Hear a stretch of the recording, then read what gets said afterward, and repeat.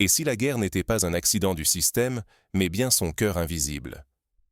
Derrière chaque appel à la paix, chaque sanction exposée à la une question capitale reste délibérément enfouie. À qui la guerre profite-t-elle vraiment? Et surtout, pourquoi la paix paraît-elle toujours hors d'atteinte, comme si, paradoxalement, elle menaçait l'ordre établi? Les médias traditionnels martèlent les mots diplomatie, négociation, alliance, mais taisent la vérité la plus inconfortable. D'immenses intérêts économiques pilotent chaque conflit. Le fracas des bombes se confond souvent avec celui de la monnaie. Opérations militaires, sommets diplomatiques, tout cela n'est souvent qu'un écran de fumée pour masquer une bataille acharnée autour de ressources vitales, pétrole, gaz, terres rares, eau, corridors commerciaux. Ce n'est pas un hasard si les foyers de conflit surgissent là où la planète concentre ses richesses les plus convoitées. Prenons Gaza. Ce territoire, présenté comme une exception tragique, n'est en rien un cas isolé. Il expose, à nu, la logique brutale du capitalisme mondialisé. Une économie étranglée, une population enfermée derrière des murs, un accès à la nourriture, à l'énergie, aux médicaments, à l'électricité, strictement rationné. Pendant que les négociations de cessez-le-feu défilent sur nos écrans, ce sont l'accès aux ressources et le contrôle économique qui se jouent dans l'ombre, hors de portée des caméras et du débat public. Pour mieux saisir la spécificité de Gaza, rappelons quelques faits saillants. Cette bande de terre de seulement 40 km de long et 12 km de large héberge près de 2 millions de personnes, soit l'une des densités de population les plus élevées au monde. Imaginez une ville comme Paris, mais sans possibilité de sortir, sans aéroport, sans ports ouverts, et dont chaque entrée ou sortie est contrôlée par des forces extérieures. L'économie locale, autrefois prospère grâce à la pêche, l'agriculture et l'artisanat, a été réduite à néant par des années de blocus. Souvenons-nous de la crise humanitaire qui a éclaté en 2008, après la fermeture quasi totale des frontières. Les images de familles faisant la queue des heures durant pour un sac de farine ou quelques litres d'essence ont fait le tour du monde. Pourtant, cette situation n'est pas nouvelle. Depuis plus de 15 ans, Gaza vit sous régime d'exception, sans perspective de développement durable. Les écoles sont surpeuplées, les hôpitaux manquent de tout, et l'eau potable se raréfie chaque jour davantage. Regardons aussi l'Iran. Cible de sanctions et d'opérations navales, sous prétexte de morale ou de sécurité. Mais la réalité est plus froide. Ces sanctions sont des armes économiques, forgées pour préserver le contrôle sur les flux énergétiques mondiaux. Les États qui les imposent défendent non pas la démocratie, mais leur emprise sur le marché et l'accès aux matières premières. Les navires fantômes, accusés de contourner les lois, ne sont que la pointe d'un iceberg fait de manipulations, de profits cachés, d'accords secrets. Les cas de l'Iran et de Gaza sont emblématiques, mais loin d'être uniques. Si l'on remonte dans l'histoire, on retrouve la même logique à l'œuvre lors de la guerre d'Irak, en 2003. Officiellement déclenchée pour éliminer des armes de destruction massive jamais trouvées, cette guerre a permis à des multinationales du pétrole et de la reconstruction de s'enrichir sur les ruines d'un pays dévasté. Les contrats attribués à Halliburton, par exemple, ont généré des milliards de dollars de profits, tandis que des millions d'Irakiens sombraient dans la pauvreté et le chaos. Gaza, l'Iran. Ce ne sont pas des anomalies. Ce sont les symptômes d'un modèle global où le conflit permanent s'impose comme une nécessité structurelle. La guerre, loin d'être une aberration, est intégrée au capitalisme moderne. Elle génère du profit, renforce les hiérarchies, perpétue les inégalités et garantit la continuité de l'économie, pour quelques-uns, toujours les mêmes. Pour illustrer ce mécanisme, observons le cas du complexe militaro-industriel américain. Depuis la Seconde Guerre mondiale, des entreprises comme Lockheed Martin, Raytheon ou Boeing prospèrent grâce à la commande publique d'armement. À chaque conflit, leur chiffre d'affaires explose. Lors de la guerre du Vietnam, puis pendant la guerre du Golfe en 1991, ces entreprises ont vu leurs actions grimper en flèche. Plus récemment, le conflit en Ukraine a provoqué une hausse spectaculaire de la demande en drones, missiles et équipements de surveillance. Tant que nous percevons ces crises comme de simples querelles politiques ou religieuses, nous entretenons, malgré nous, un système qui prospère sur la souffrance et l'injustice. Refuser de voir les logiques économiques, c'est accepter d'être complice d'une machine qui se nourrit de la douleur des autres et de la peur collective. Mais alors, qui sont les véritables bénéficiaires de cette mécanique de la guerre? Pour comprendre, il faut plonger dans les coulisses où s'entrelacent intérêts privés, gouvernements et multinationales. Pourquoi la bande de Gaza concentre-t-elle autant de regards, d'angoisse, de débats? Ce n'est pas seulement la violence ou la géographie qui font de ce territoire un symbole. C'est la façon dont une économie tout entière se retrouve étranglée, prise en otage par des calculs politiques implacables, année après année. Depuis plus de 15 ans, Gaza ne vit plus. Elle survit, sous blocus. Les usines, jadis pleines de vie, sont devenues des carcasses silencieuses. Les artisans et commerçants s'épuisent à chercher des matières premières introuvables, à contourner des interdictions qui changent chaque mois. Le chômage frappe plus de la moitié des jeunes. Toute une génération se lève chaque matin sans horizon, condamnée à attendre un permis, une ouverture éphémère, un miracle. Ici, l'avenir n'est pas une promesse, c'est un luxe réservé à quelques-uns. Le blocus n'est pas une mesure neutre, ni une simple réaction à un danger. C'est une arme économique, aiguisée, qui vise à couper toute possibilité d'autonomie. Chaque restriction, chaque quota, chaque contrôle douanier transforme la vie quotidienne en épreuve permanente. Prenons l'exemple concret d'un agriculteur gazaoui. Il possède un champ d'oliviers à la frontière. Pour vendre sa récolte, il doit obtenir des autorisations, subir des fouilles, parfois voir sa cargaison confisquée. Une seule interdiction temporaire peut réduire à néant une année entière de travail. Cette absurdité n'est pas le fruit du hasard, mais d'une stratégie délibérée, visant à rendre la population dépendante de l'aide humanitaire internationale, elle-même soumise à des conditionnalités politiques. On parle souvent de cessez-le-feu, de négociation. Mais chaque mot signé, chaque condition ajoutée ou retirée, décide de la possibilité pour une mère de soigner son enfant, pour un étudiant de continuer ses études, pour une famille d'acheter de quoi manger. Une seule clause oubliée peut condamner des milliers de personnes à la faim ou à la précarité.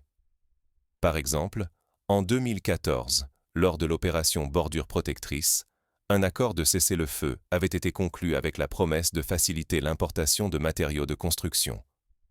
Pourtant, des mois plus tard, les restrictions restaient en place, empêchant la reconstruction de milliers de maisons détruites. Les ONG locales témoignent régulièrement de cette duplicité. L'annonce de la paix sert souvent à masquer la continuité de la strangulation économique. Le blocus de Gaza n'est pas seulement une exception tragique. C'est le modèle d'une domination économique moderne. Empêcher la reconstruction, fermer les frontières, asphyxier l'industrie locale. Pendant ce temps, les profits des entreprises de défense explosent, le marché des matières premières s'affole et l'aide humanitaire devient une économie de survie, non un tremplin vers l'autonomie. Fermer les yeux sur ce mécanisme, c'est accepter que la pauvreté devienne un outil politique. C'est laisser croire que chaque sanction, chaque restriction sert la paix, alors qu'elle organise la dépendance et perpétue l'injustice. Les enjeux dépassent la bande de Gaza. Ils posent la question de qui tire profit de la guerre et à quel prix pour des millions d'innocents. Mais Gaza n'est qu'un exemple. D'autres régions, d'autres peuples subissent des stratégies similaires où l'économie devient le véritable champ de bataille. Prenez la République démocratique du Congo. Depuis plus de 20 ans, ce pays est ravagé par des conflits armés autour des mines de coltan, un minerai indispensable à la fabrication de nos smartphones et ordinateurs. Derrière chaque téléphone dernier cri, il y a souvent le sang de milliers de mineurs exploités, de villages déplacés, de forêts détruites. Les multinationales, quant à elles, négocient des contrats juteux avec des seigneurs de guerre locaux, tout en affichant un vernis de responsabilité sociale. Et si chaque bombe larguée, chaque missile tiré, cachait en réalité une transaction boursière triomphante pour quelqu'un, à des milliers de kilomètres du champ de bataille? Ce n'est plus une simple hypothèse. À notre époque, la guerre et les sanctions ne servent plus seulement des intérêts politiques. Elles sont devenues des leviers financiers redoutables, au cœur d'un marché global qui prospère sur l'instabilité. Pour comprendre ce lien, Observons la volatilité des marchés financiers à chaque escalade militaire. À l'annonce d'un nouveau conflit, le prix du baril de pétrole flambe, les actions des entreprises d'armement montent en flèche, et les traders spéculent sur la hausse ou la baisse des matières premières. Lors de la guerre du Golfe en 1991, par exemple, la valeur du pétrole a doublé en quelques semaines, enrichissant les spéculateurs et appauvrissant les pays dépendants des importations. Prenons l'exemple des sanctions contre l'Iran. Beaucoup les voient comme une alternative à la guerre, mais en vérité, elles forment une guerre invisible, tout aussi dévastatrice. Les sanctions frappent d'abord la population.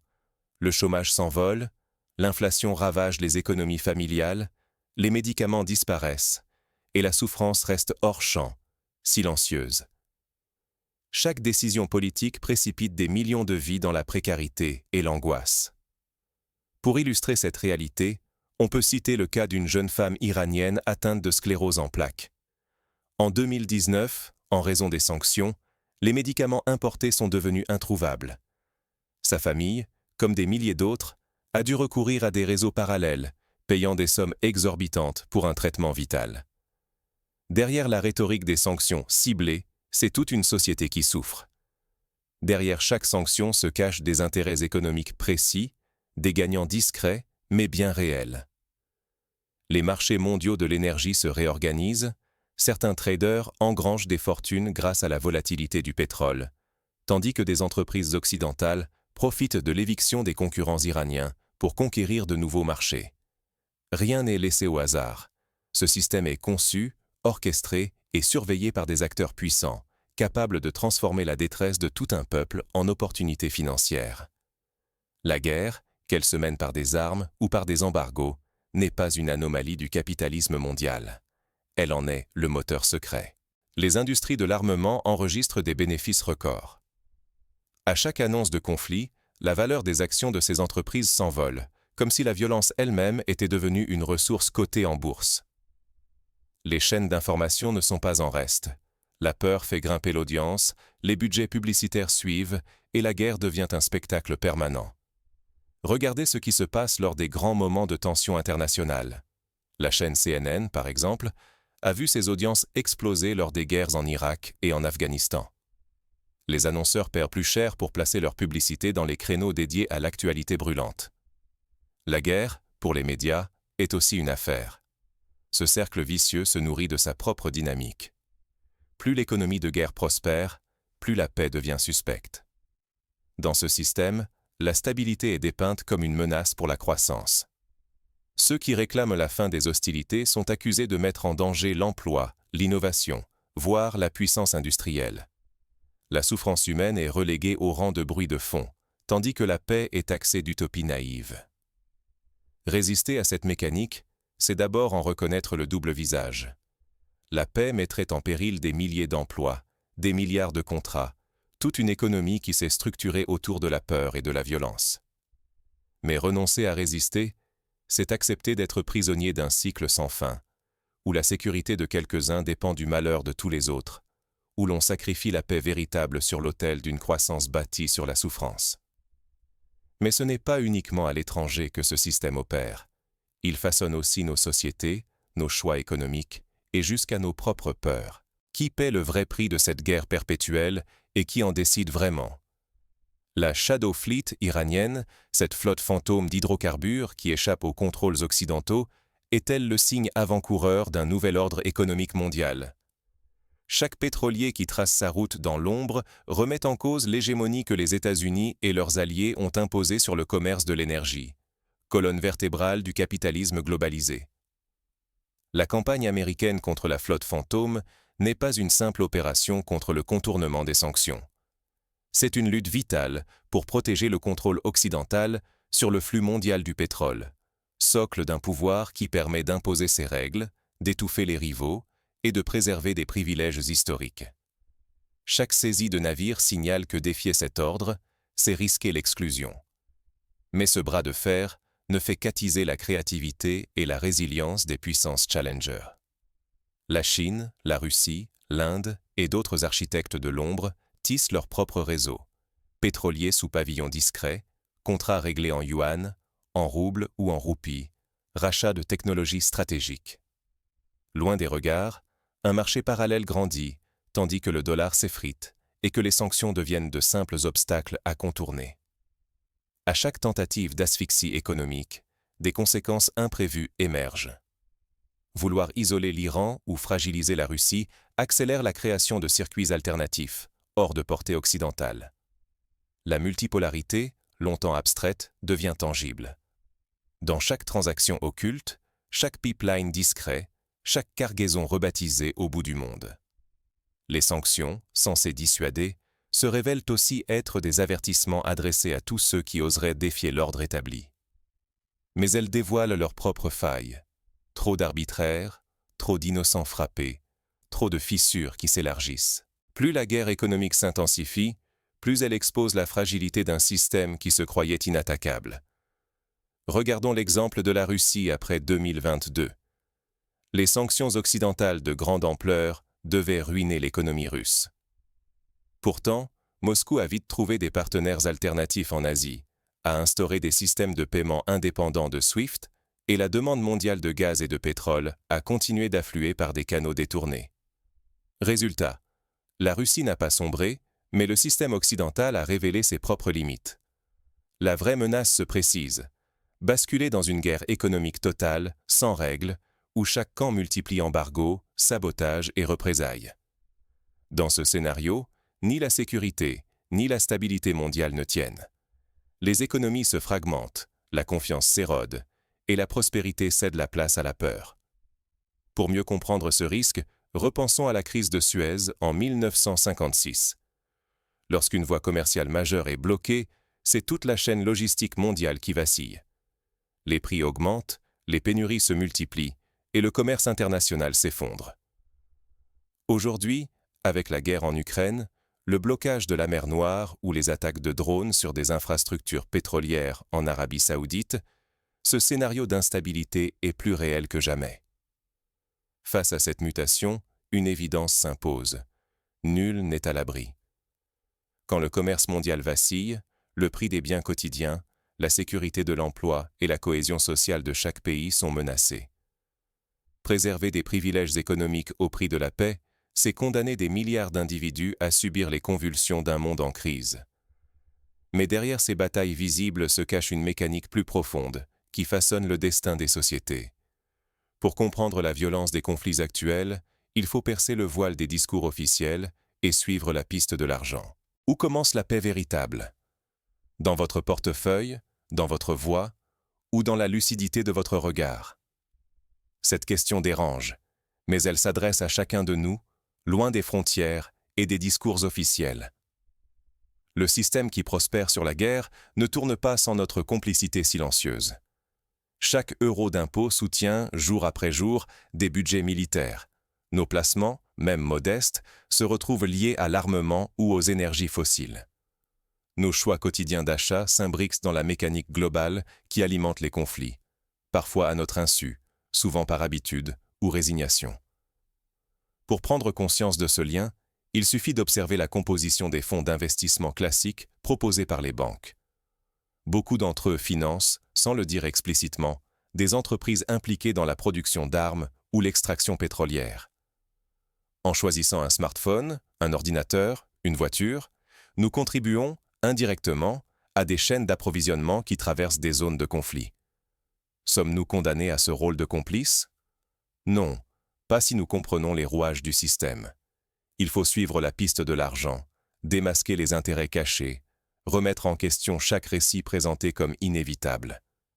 La guerre n'est pas un accident ni une fatalité. C'est un choix orchestré, entretenu par ceux qui y trouvent leur avantage. La démocratie économique commence ici. Exiger que la création et le partage des richesses soient décidés par les peuples. Ce n'est pas une utopie, mais une nécessité. Abandonner ce pouvoir à quelques décideurs, c'est accepter de subir, sans bruit, les conséquences de leurs ambitions. Refuser la normalisation de la guerre, c'est refuser de réduire la paix à un simple silence des armes. Quelques semaines de calme ne suffisent pas. Il faut exiger une transformation profonde, une économie orientée vers le soin, la solidarité, la justice. Qui profite vraiment lorsque la tension monte? Qui paie le prix et pourquoi? La paix dérange uniquement ceux qui vivent de la guerre. Pour tous les autres, elle libère. Mais si nous restons inertes, si nous croyons que rien ne peut bouger, alors nous sommes captifs d'un système qui considère la paix comme une anomalie, une erreur à corriger. Chaque voix pèse. Chaque euro investi, chaque achat réfléchi, chaque question posée en public ou dans l'intimité façonne le monde qui vient. Cela semble minuscule, mais l'accumulation de ces gestes crée la rupture. Pour agir concrètement, plusieurs pistes existent. D'abord, s'informer et informer son entourage sur la provenance des produits et des services consommés. Des applications et plateformes citoyennes permettent aujourd'hui de vérifier si une marque ou un fournisseur est impliqué dans le commerce d'armes ou dans des violations des droits humains. Ensuite, orienter son épargne vers des fonds éthiques qui excluent les industries de l'armement et du pétrole. De plus en plus de banques et d'organismes financiers proposent des alternatives responsables. Enfin, soutenir les organisations non gouvernementales et les mouvements sociaux qui luttent pour la transparence, la régulation des marchés financiers et la protection des droits des populations affectées par les conflits. Face à ce système, jusqu'où irez-vous? Choisirez-vous l'indifférence ou saisirez-vous l'opportunité de changer les règles du jeu? Mais si le système a tant besoin de la guerre, comment réagit-il quand la paix menace ses profits? Dans l'acte suivant, découvrons comment la résistance s'organise et pourquoi elle dérange autant. Le vrai cessez-le-feu n'est pas une simple suspension des tirs, c'est l'arrêt de la machine économique qui nourrit la guerre. Tant que nous restons spectateurs, les mêmes scènes se rejouent, des marchés qui s'emballent à chaque détonation, des fortunes construites discrètement, pendant que d'autres s'accrochent à la survie au milieu des décombres. Le statu quo, c'est permettre à ceux qui tirent profit des conflits d'écrire le futur, à l'abri derrière des négociations opaques et des discours feutrés. Ne rien faire, c'est accepter de voir, année après année, les mêmes mains manipuler la crise et la paix selon leurs intérêts. Les voix officielles vantent la paix, mais taisent la mécanique du profit qui rend chaque trêve éphémère, chaque reconstruction provisoire. La guerre ne s'arrêtera vraiment que si nous coupons la route au flux de capitaux, de contrats et de ressources qui la rendent lucrative. Pour illustrer ce point, rappelons le cas du Liban après la guerre de 2006. La reconstruction de Beyrouth a été confiée à des entreprises proches du pouvoir, tandis que la population attendait des années pour retrouver un logement digne. Les promesses de paix n'ont servi qu'à enrichir une minorité, sous couvert de relance économique. Tout commence par une prise de conscience. Chaque missile lancé, chaque embargo imposé, affecte nos vies concrètement. L'augmentation des prix de l'énergie, la dette publique qui explose, la réduction des budgets pour la santé ou l'éducation. Tout découle de ce théâtre où la paix inquiète les actionnaires, mais la guerre les rassure. Fermer les yeux, c'est laisser le destin de nos enfants se rédiger dans des bureaux éloignés, où la souffrance humaine n'est qu'un coup parmi d'autres. Pourtant, chacun de nous peut devenir co-auteur du récit, en questionnant les versions officielles, en exigeant la transparence sur les flux financiers, en soutenant ceux qui défendent une économie libérée de la guerre. Ne plus être spectateur, c'est refuser la passivité qui arrange le système. C'est comprendre que la paix véritable exige plus qu'un armistice militaire. Elle demande de dévoiler et de briser les logiques financières qui orchestrent la misère. S'engager lucidement, c'est reprendre la plume. Ce n'est pas seulement s'opposer à la guerre, mais refuser d'alimenter le conflit, même par inertie. Ne laissons pas les profiteurs écrire seuls les prochains chapitres. Car chaque guerre que nous regardons de loin façonne le monde de demain. Nous avons encore le choix, perpétuer la boucle du profit fondée sur la guerre, ou briser le cercle et inventer un avenir différent. Pour conclure, souvenons-nous que l'histoire a connu des moments de rupture inattendus, où la mobilisation citoyenne a mis fin à des conflits jugés inévitables. En Afrique du Sud, ce sont les boycotts économiques et la pression internationale qui ont contribué à l'abolition de l'apartheid. En Amérique latine, des mouvements populaires ont renversé des dictatures appuyées par des intérêts étrangers. Rien n'est jamais écrit d'avance. Alors, la prochaine fois que la guerre sera présentée comme inévitable, souvenez-vous, derrière chaque bombe, chaque embargo, chaque traité, il y a des choix humains. Et nous pouvons, ensemble, choisir la paix, non comme un silence imposé, mais comme une création collective, ancrée dans la justice et la solidarité. La question n'est donc plus de savoir si la guerre est le cœur du système, mais si nous acceptons encore d'en être les rouages silencieux, ou si, enfin, nous oserons écrire une autre histoire.